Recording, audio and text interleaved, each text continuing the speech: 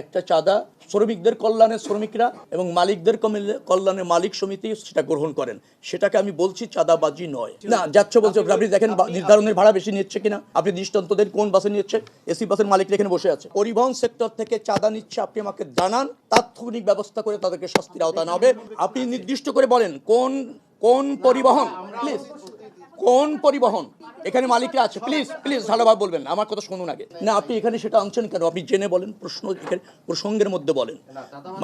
মালিক সমিতি তাদের কল্যাণে নির্ধারিত হারে ঐক্যবদ্ধভাবে অথবা সর্বসম্মতিতে তারা তাদের কল্যাণে একটা চাঁদা গ্রহণ বা নিয়মিত নেন, সেটা শ্রমিকদের কল্যাণে শ্রমিকরা এবং মালিকদের কল্যাণে মালিক সমিতি শ্রমিক সমিতি সেটা গ্রহণ করেন, সেটাকে আমি বলছি চাঁদাবাজি নয়।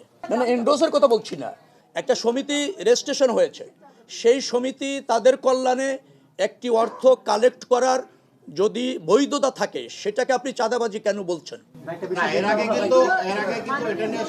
না না, আপনি চাঁদাবাজি বললে সেটা চাঁদাবাজি হবে। আপনি আমাকে নির্দিষ্ট করে বলেন সমিতির অথবা শ্রমিক সংগঠনের বৈধতা নেই, রেজিস্ট্রেশন নেই, তারা সেখানে স্বেচ্ছাচারীভাবে কোনো জায়গা থেকে মালিকদের কাছ থেকে শ্রমিকদের কাছ থেকে বা পরিবহন সেক্টর থেকে চাঁদা নিচ্ছে, আপনি আমাকে জানান, তাৎক্ষণিক ব্যবস্থা করে তাদেরকে শাস্তির আওতায় আনা হবে, চিরতরে বন্ধ করা হবে। বাড়তি ভাড়া নেওয়ার কোনো সুযোগ নেই।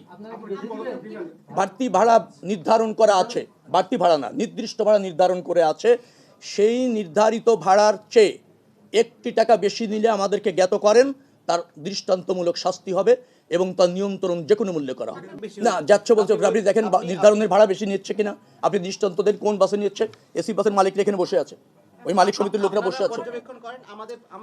আপনি নির্দিষ্ট করে বলেন কোন কোন পরিবহন, প্লিজ কোন পরিবহন এখানে মালিকরা আছে, প্লিজ প্লিজ ভালোভাবে বলবেন, আমার কথা শুনুন আগে।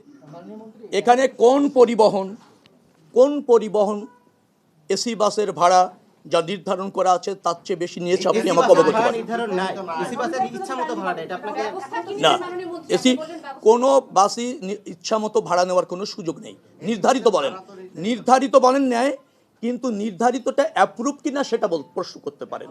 নির্ধারিত ভাড়া নেয়, ইচ্ছা মতো নিতে পারে না কোনো ভাড়া। যদি কোনো ভাড়া নেয় তার রুট পারমিট ক্যান্সেল করা হবে, তার রুট পারমিট থাকবে না, এবং ওই ভাড়া নিতে গিয়ে যদি ফৌজদারি অপরাধ ঘটে থাকে তাকে শাস্তি